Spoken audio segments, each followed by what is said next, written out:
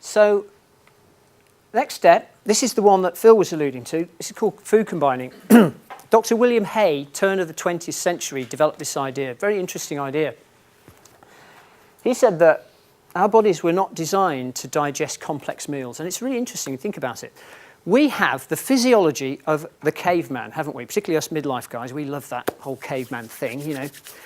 But we live in the 21st century with all the inherent challenges that that brings from a nutritional point of view, all the marketing messages that get bombarded at us, the sedentary lifestyles that we live, the saturated fat that finds its way into everything, the sugar.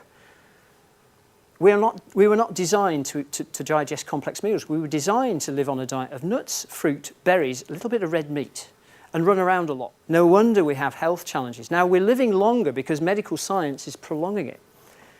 I heard a fantastic definition of life the other day. Life is the art of keeping death at a reasonable distance. And, you know, to some extent, the medical system is enabling us to do that. But actually, we need to start working on some of the nutritional stuff to really make the advances. And if us guys want to live longer, this is where it happens. So protein, in order to break down protein, we use an enzyme called protease.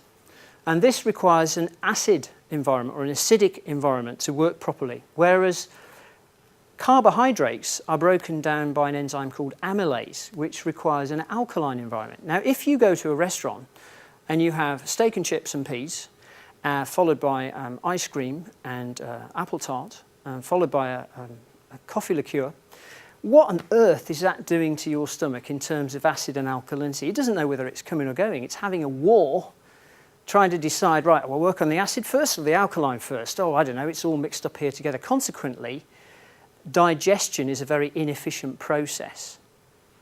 Now, people who want to lose a significant amount of weight in a relatively short period of time, food combining is a way of really bringing the timescales back because your digestion will be optimally and much more efficient because you're only operating in either an acidic environment or an alkaline environment at one time.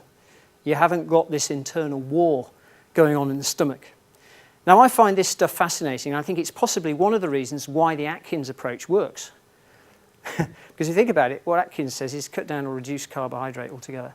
And therefore, it's taking out one of the enzyme types. So you can eat as much fat as you like, as much sugar as you like, but actually you're going to end up with some challenges. The simple rule is, if you want to apply food combining, want to give it a go, you eat carbohydrates and proteins separately. So, for example, for my evening meal, I had green broccoli and some of those meatballs mixed with the stir fry. I didn't have any potatoes, I didn't have any pasta. I wanted to be on top of my game tonight. I wanted to be really vibrant, not trying to work through a blooming heavy meal while I was doing this presentation. I wanted to be alive and energetic. And that really helped me tonight. I decided to do a bit of food combining in order to be optimally effective. Now, some people say to me, well, life's too short, it's too difficult, don't want to do that. I don't want to cut out my pasta and my baked potato and my rice with my meals. Well, fine.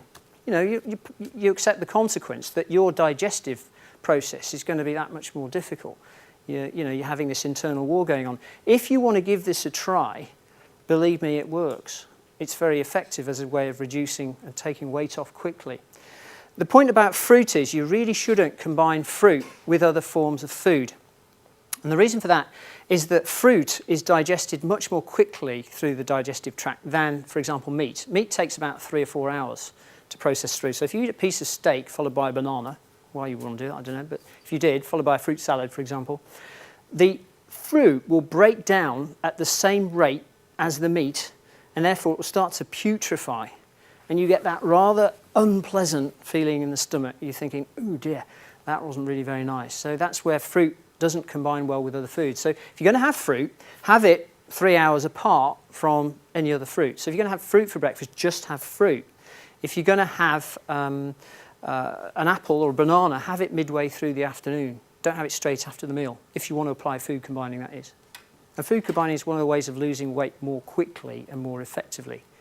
Very powerful stuff. Again, it's simple to do, simple not to do, but if you want to make some choices around this and give it a go, you'll feel the benefits in your body very quickly. So that's step 4.